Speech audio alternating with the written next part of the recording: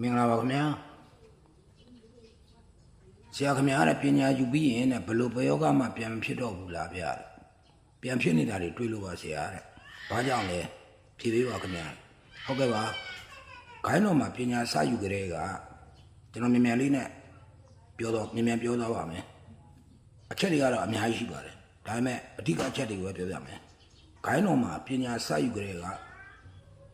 သစ္စာ၃ချက်ကိုထည့်ရပါတယ်သစ္စာ၃ချက်ကဂွင်းလျှောရှိတာဖြစ်တယ်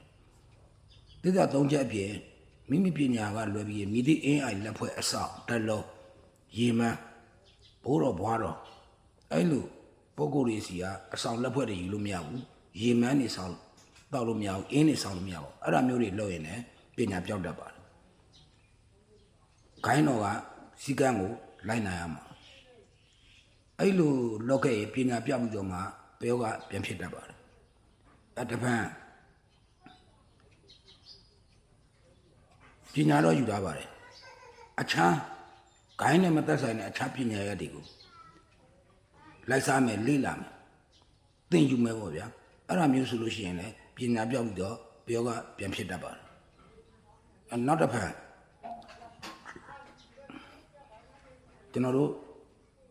ခန္ဓာရှိရင်ဝေဒနာရှိပါ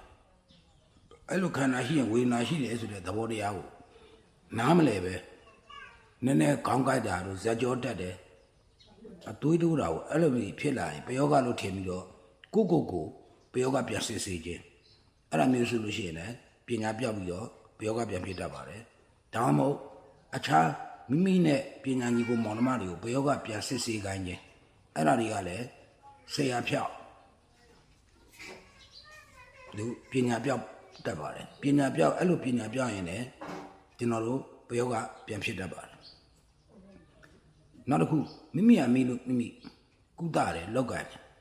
အစင်မပြေတဲ့အခါမိမိကိုဘာလို့တယ်လဲလို့ကိုမွေပါမယ်နဲ့ဂိုင်းဝေပါမယ်ပညာဝေပါမယ်ဆရာဝေပါမယ်အဲ့ဒီလိုဆိုလို့ရှိရင်လည်းကံသိမ့်ပြီးတော့မှပညာပြောက်ပြီးတော့ဘယောကပြန်ဖြစ်တတ်ပါတယ်ဘယောကပြန်ဖြစ်နိုင်တာတွေကတော့အများကြီးရှိပါတယ်တချို့ဆိုလို့ရှိရင်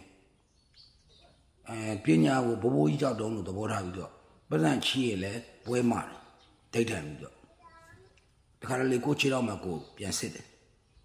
စီဝါရဲ့အောင်မြင်မဲ့ဆိုခြေတော့ကတ်ထားတော့အဲ့ဒါမျိုးတွေလောက်တယ်အဲ့ဒါလည်းဂိုင်းနဲ့ပညာကိုစော်ကားသလိုဖြစ်ပါတယ်ဆရာကိုစော်ကားသလိုဖြစ်တယ်ဆရာဖြောက်သလိုဖြစ်ပြီးပညာပြောက်ပါတယ်ပညာပြောက်ရင်ဘယောကပြန်ဖြစ်တတ်ပါတယ်ဒါဘယောကပြန်ဖြစ်တတ်ခြင်းရဲ့သဘောတရားလေးတွေကိုကျွန်တော်ပြောပြတာပါအများကြီးကြံပါသေးတယ်